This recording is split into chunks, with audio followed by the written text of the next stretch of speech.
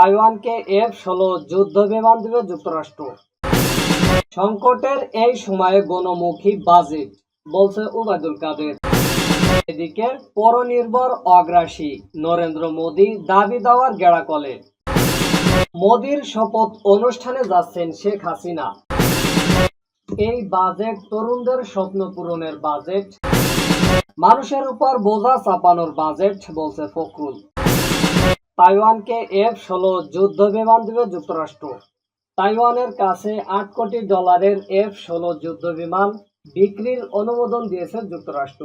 এই বিক্রয় তাইওয়ানের নিরাপত্তার উন্নতি করতে ও এই অঞ্চলের রাজনৈতিক স্থিতিশীলতা, সামরিক ভারসাম্য এবং অর্থনৈতিক অগ্রগতি বজায় রাখতে সহায়তা করবে।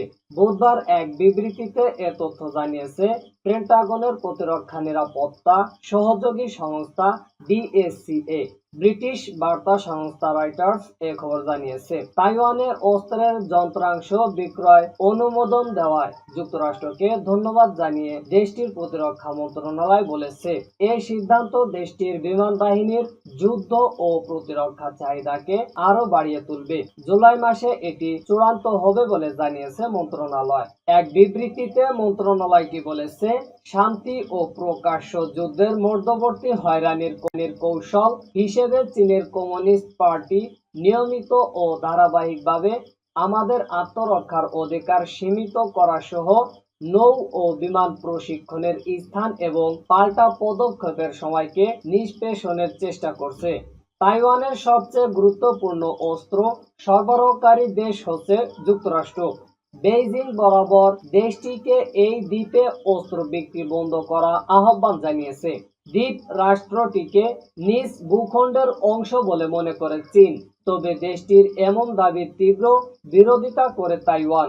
এ বিষয়ে চীনের প্রতিরক্ষা মন্ত্রণালয়কে মন্তব্যের জন্য অনুরোধ করা হলে তাৎক্ষণিকভাবে কোনো জবাব পায়নি রয়টার্স।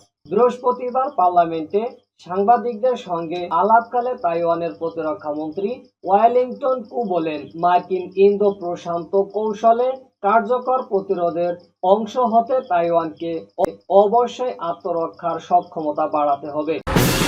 সংকটের এই সময়ে গণমুখী বাজেট, বলছে ওবায়দুল কাদের।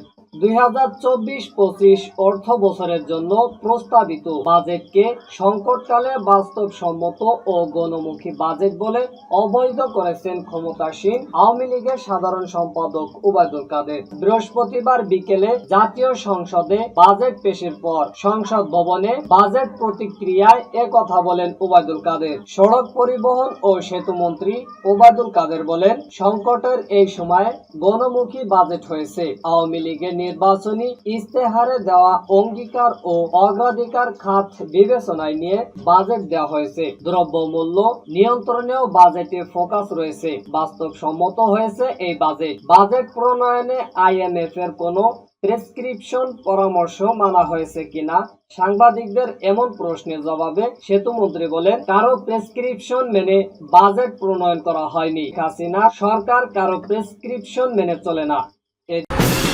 এদিকে পরনির্ভর অগ্রাসী নরেন্দ্র মোদী দাবি দেওয়ার গেড়াকলে।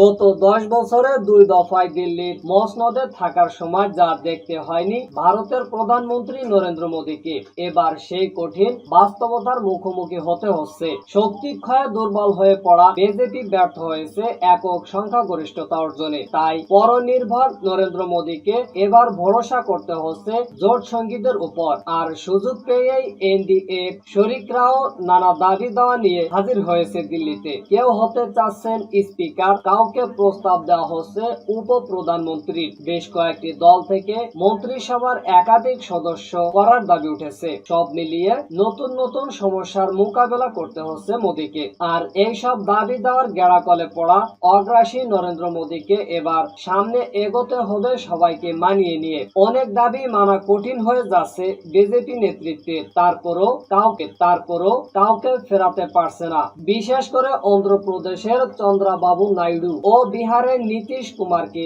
কোনোভাবে ছাড়ার উপায় নেই। মোদির শপথ অনুষ্ঠানে যাচ্ছেন শেখ হাসিনা।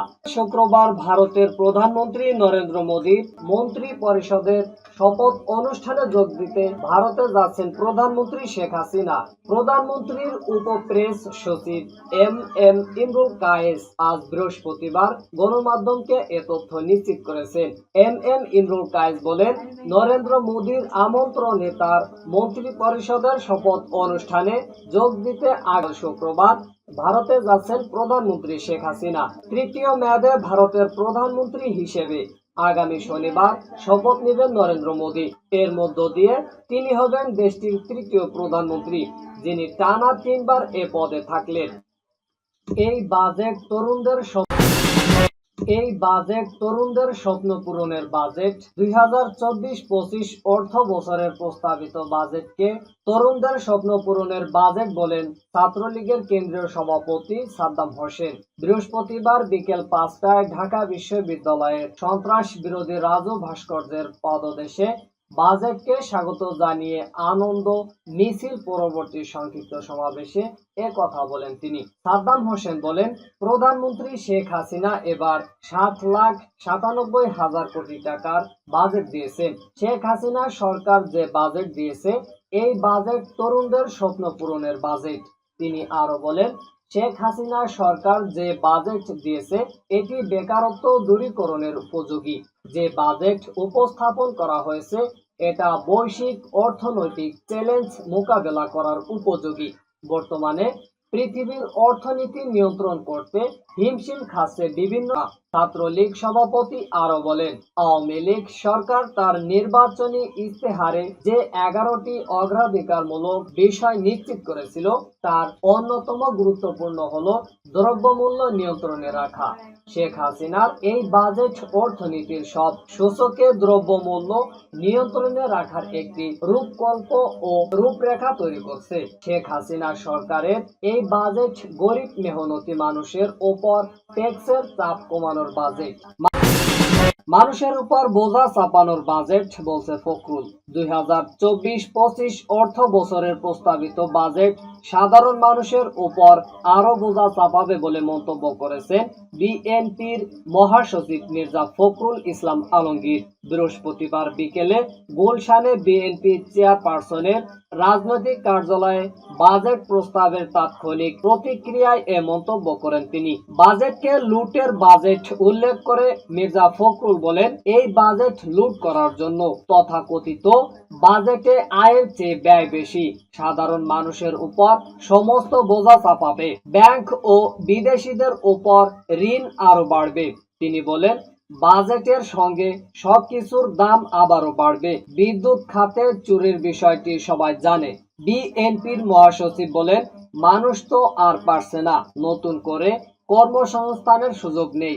পুরো বাজেট বাজেট, জনগণের জন্য কিছুই নেই। মেগা প্রজেক্টের নামে মেগা দুর্নীতির জন্য এই বাজেট।